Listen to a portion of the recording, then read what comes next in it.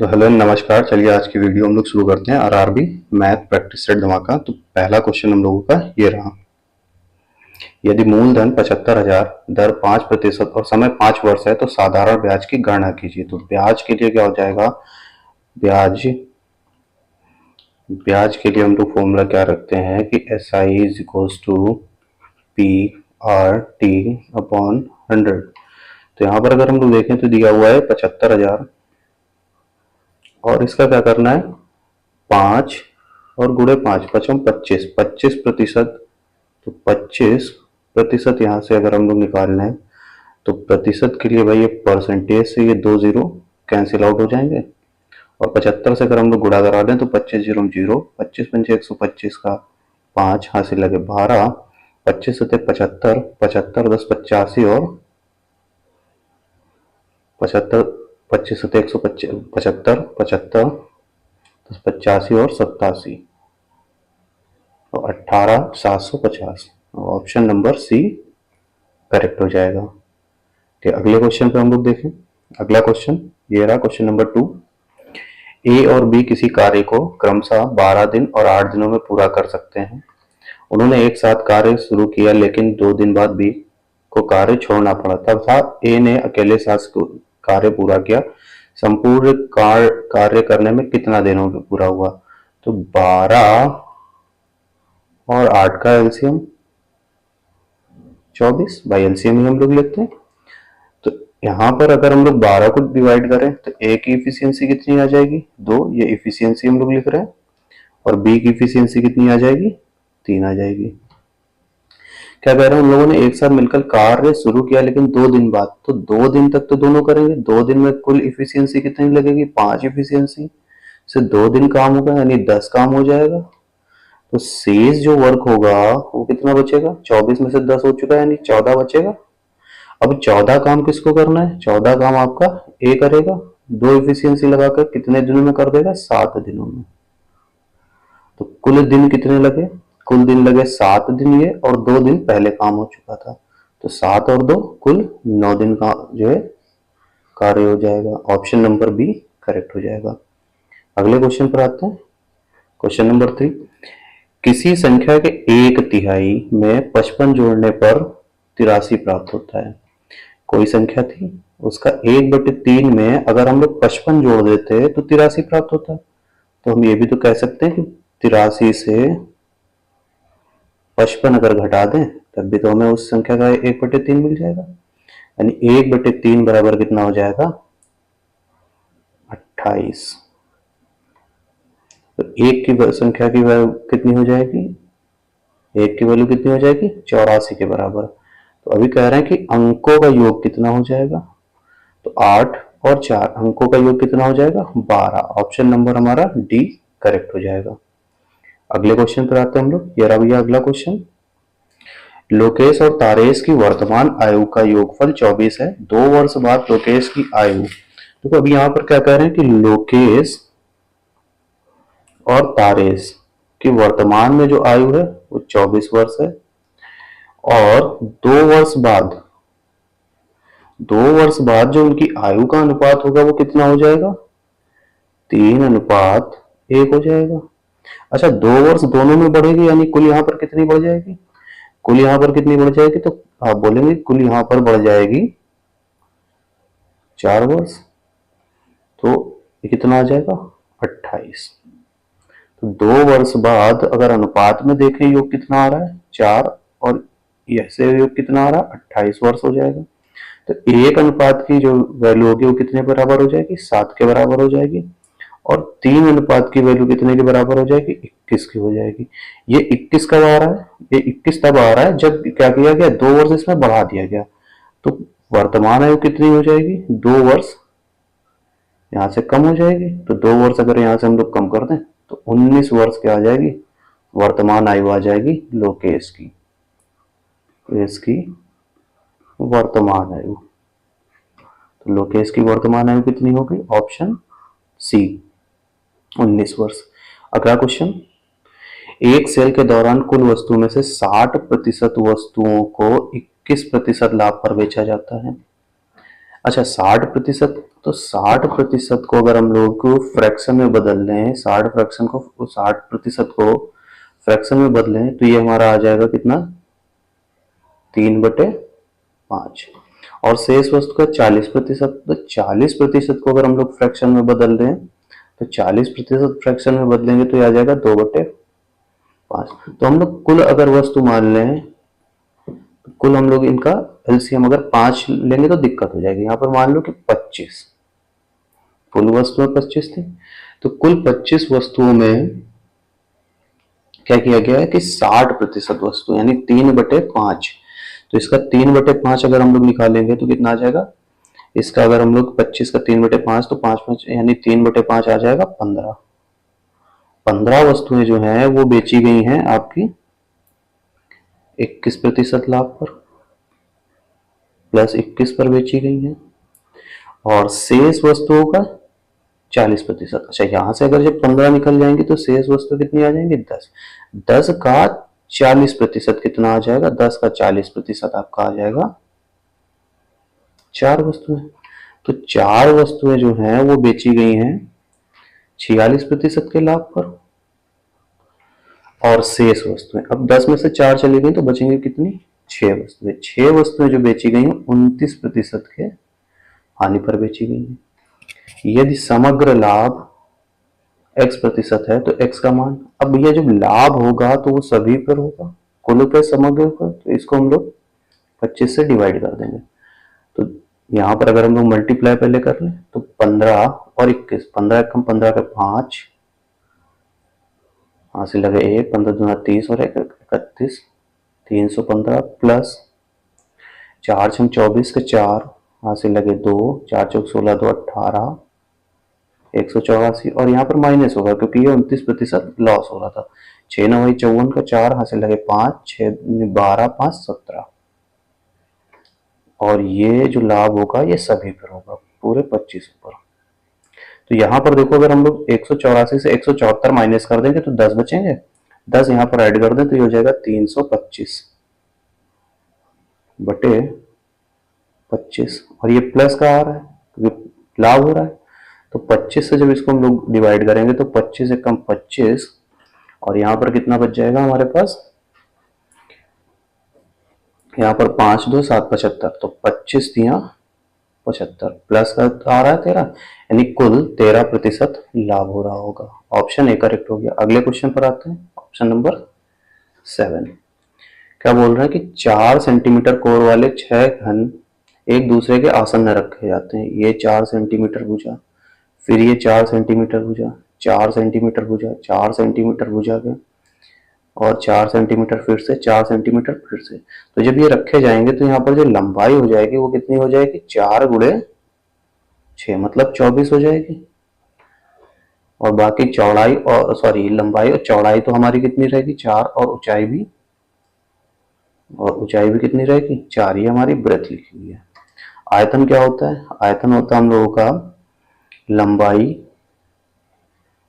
गुणे चौड़ाई गुणे ऊंचाई, तो ये हो जाएगा हम लोगों का 24 गुणे 4 गुणे 4, ठीक है। तो 4 चौक 16, 16 चौक 64, यानी लास्ट जो यूनिट डिजिट आएगा वो 4 आएगा। अब देखो 64 और 384 दोनों में आ रहा, लेकिन हम लोग 64 नहीं लेंगे। क्यों नहीं लेंगे, क्योंकि 24 गुणे 4 4 जब कर रहे हैं तो संख्या यानी हमारी 64 से तो ज्यादा वाली ही आएगी, तो ऑप्शन हमारा बी करेक्ट हो जाएगा। बाकी आप करना चाहें तो यहाँ पर मल्टीप्लाई भी कर सकते हैं इसको 16 से, तो 16 चौके 64 के 4, हासिल लगे 6, और सॉरी यहाँ पे 16 है, ठीक है। 16 चौक 64 के 4, हासिल लगे 6, 16 दूना 32, 32 और 6 38, तो 384 हो जाएगा आंसर। अगले क्वेश्चन पर आते हैं, क्वेश्चन नंबर 8। क्या कह रहे हैं, 3.5, 7.5 और 6.3 का चतुर्थानुपाती। तो चतुर्थानुपाती यानी फोर्थ प्रोपोर्शन,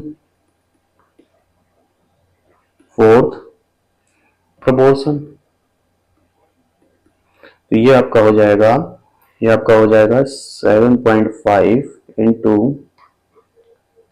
6.3 बाई 3.5।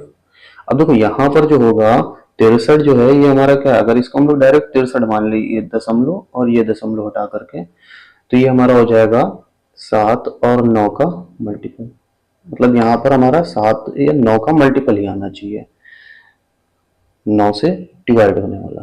तो देख लो भैया कौन सा आ रहा है, 4 5 4 9, ये नहीं कटेगा, ठीक है। 5 3 8 1 9, यानी ऑप्शन नंबर सी हो जाएगा। बाकी हम लोग करके भी देख सकते हैं, अगर हम लोग पूरा डिवाइड करना चाहें तो देख सकते हैं। देखो यहाँ पर जब हम लोग डिवाइड करेंगे 7 पंजे 35, 7 9 या 63, ठीक है। 5 से 75 को अगर हम लोग डिवाइड कर लें तो यह आ जाता है 1.5, यह आ गया हमारा 15 गुणे 9, 15 9 या 135 दशमलव यहाँ पर, तो ये हमारा 13.5 आ जाएगा। पूरी कैलकुलेशन करके भी कर सकते हैं, लेकिन क्या जरूरत है पूरी कैलकुलेशन करने का जब हमें यहाँ से फैक्टर से भी मिल जा रहा है ऑप्शन जल्दी से करने के लिए। क्वेश्चन नंबर 9 देखते हैं। किसी परिवार की मासिक आय में 15% की वृद्धि हुई। उन्होंने भोजन पर मासिक व्यय में 10% और किराए में 20% की वृद्धि की। यदि भोजन पर उनका प्रारंभिक मासिक व्यय 12,000 और किराया 8,000 था, उनकी मासिक प्रारंभिक बचत 15,000 थी, तो नई मासिक बचत क्या होगी। तो यहाँ पर देखो जो सेविंग्स थी पहली कंडीशन में वो 15,000 थी, ठीक है। और जो रेंट पे खर्च कर रहे थे वो कितना कर रहे थे, 8,000 रुपए। और जो प्रारंभिक मासिक व्यय यानी जो एक्सपेंडिचर था वो कितना था, 12,000 रुपए एक्सपेंडिचर, ठीक है। तो यहां से जो इनकम है वो कितनी हो जाएगी, 15 8 20 और 15 35,000 रुपए। ये थी फर्स्ट कंडीशन में, ये सब चीजें थी फर्स्ट कंडीशन में। फिर सेकंड कंडीशन में क्या कह रहे हैं, सेकंड कंडीशन में बोल रहे हैं कि मासिक आय में 15% की वृद्धि हुई। मासिक आय में 15%, 15% को अगर हम लोग फ्रैक्शन में बदलें तो ये हो जाता है हमारा 3/20, ठीक है। 3/20, तो इसका 3/20 अगर हम लोग यहां से निकाल लें तो 0 से 0 कैंसिल, 35 तिया होता है 105 और 105,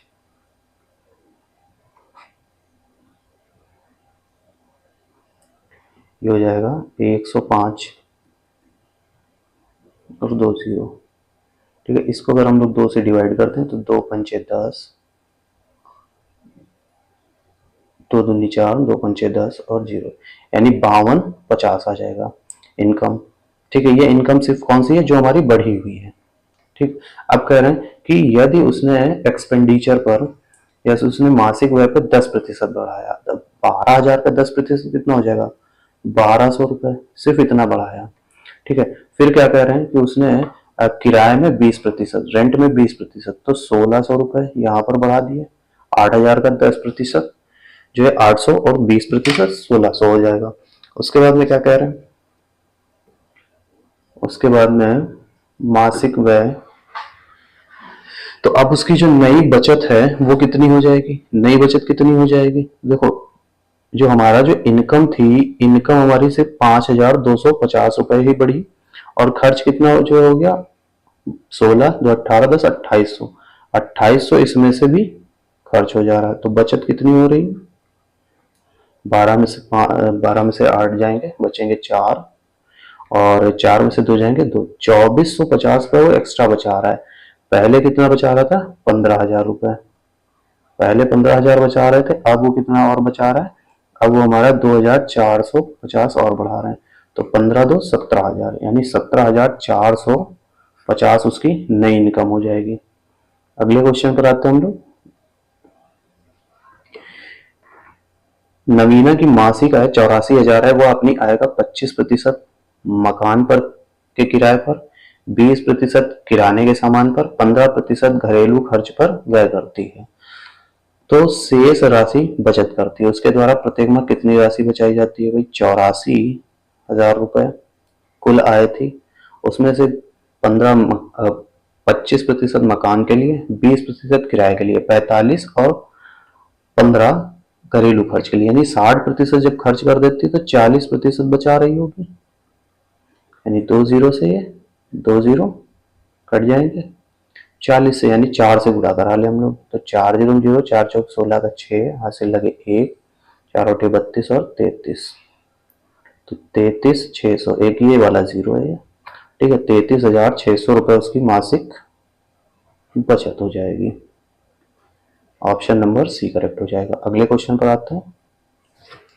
ए और बी मिलकर एक कार 10 दिन में, बी और सी मिलकर के एक कार 12 दिन में, और ए और सी मिलकर के 15 दिन में करते हैं।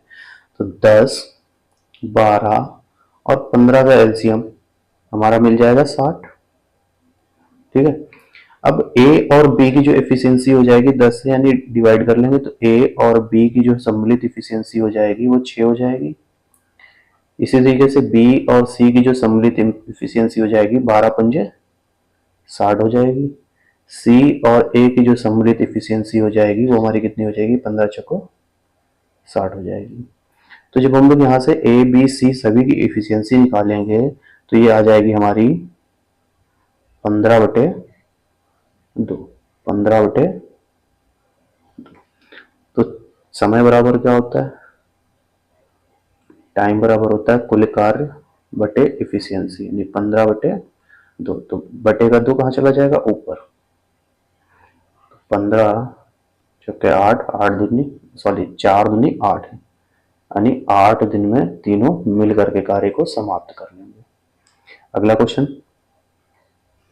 एक दुकानदार पंखे का मूल्य उसके लागत मूल्य से 36% अंकित करता है। Cost price, mark price. तो पहले 100 रुपए था सीपी, और उसने क्या करा, इस पे 36% बढ़ाया, यानी कितना हो जाएगा मार्क प्राइस, 136 हो जाएगा। फिर मार्क प्राइस पे उसने क्या करा, 25% डिस्काउंट दिया है। तो 25% यानी 1/4, 1/4 अगर हम लोग 36 का कर लेंगे तो कितना हो जाएगा हमारा, 4 थी 12, 4 चौक 16, 34 घटा देंगे, यानी 102 रुपए उसका सेलिंग प्राइस हो जाएगा। अब कह रहे हैं कि प्रॉफिट, अच्छा प्रॉफिट वगैरह हमें निकालने की क्या जरूरत है, नहीं है। देखो क्यों, क्योंकि जब हमने अब देख लिया कि मार्क प्राइस हमारा आ रहा है 36, यानी जो भी ऑप्शन आएगा वो हमारा 136 का मल्टीपल होना चाहिए। तो 136 का मल्टीपल कैसे चेक करेंगे, देखो 136 हमारा क्या है, एक इवन नंबर है, और ऑप्शन में देखो ये नहीं हो सकता ऑड नंबर, ये नहीं हो सकता ऑड नंबर, ये नहीं हो सकता ऑड नंबर। ऑप्शन क्या सही हो जाएगा हमारा, सी सही हो जाएगा, इवन नंबर। बाकी आप सॉल्व करना चाहते हैं सॉल्व करें, क्योंकि प्रॉफिट कितना हो रहा है, प्रॉफिट हमारे क्वेश्चन के अकॉर्डिंग 134 हो रहा है, हमारे अकॉर्डिंग प्रॉफिट कितना हो रहा है, 2 रुपए का। तो 2 की वैल्यू कितनी है, 134। 1 की वैल्यू कितनी हो जाएगी, 67 के। तो हमें मार्क प्राइस यानी 136 की वैल्यू चाहिए, तो 67 गुणे 136, 6 सत्ते 42, यूनिट डिजिट से भी हम कर सकते हैं 100, ये 42, यानी लास्ट में 2 आना चाहिए। अगला क्वेश्चन। 200 मीटर लंबी एक ट्रेन प्लेटफॉर्म पर खड़े एक व्यक्ति को 10 सेकंड में पार करती है। तो इसकी स्पीड कितनी आ जाएगी, 20 मीटर प्रति सेकंड। इसको अगर हम लोग 20 मीटर प्रति सेकंड है, अगर इसे हम लोग किलोमीटर में चेंज करें तो क्या कर लेंगे हम लोग, इसे 18/5 से डिवाइड कर देंगे। तो 5 चौके 20, तो पहली स्पीड कितनी आ गई हमारी, 18 चौक 72 किलोमीटर प्रति घंटे। अब इसके बाद में बोल रहा है कि विपरीत दिशा में 60 किलोमीटर की चाल से चल रही 350 मीटर लंबी दूसरी ट्रेन को पार करने में कितना समय लगेगा। तो 350 मीटर लंबी दूसरी ट्रेन जब पार करेगी और 200 मीटर खुद, यानी वो कुल दूरी कितनी जो है चलेगी, कुल दूरी वो चलेगी 550 मीटर।